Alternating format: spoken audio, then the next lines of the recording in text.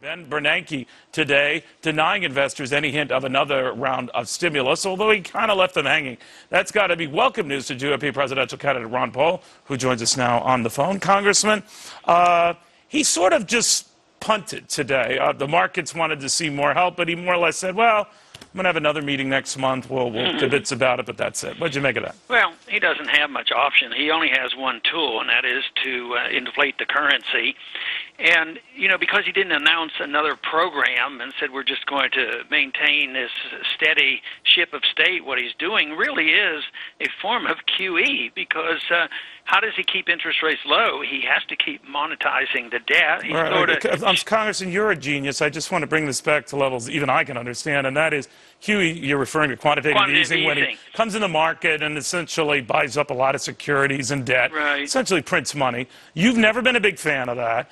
You've never been a big fan of the Fed, but the market is always looking for tonic, and that's tonic they've been waiting for. What do you just make of that oddity?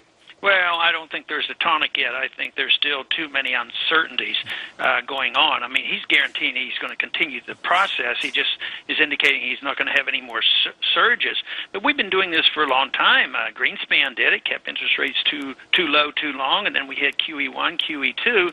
But as long as Bernanke say he's going to go into 2013 and maintain very, very low interest rates, means he has to be very active, because if foreigners decide not to buy much, he has to buy up these treasury bills to keep these interests very low. So I don't think a whole lot has changed, but he just didn't have any big announcements. He wasn't looking to stir up the markets. He was trying to calm the markets, but he certainly didn't calm the gold market. The gold recognizes that he's going to still print a lot of money, and he's hoping that if he throws it back to the Congress will cut back on the deficit, which isn't going to happen.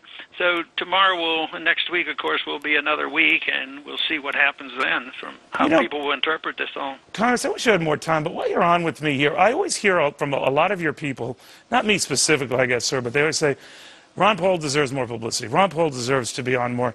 Do they know how often you're on this show? I don't know, but I bet you have the record. So well, I do. Actually, I do. And I'll tell you something, Congressman, because maybe you can pass this along to you. You've been on, I was checking this, sir, 28 times since November 2008, 50 times since January 26, 2005. That doesn't include other special appearances.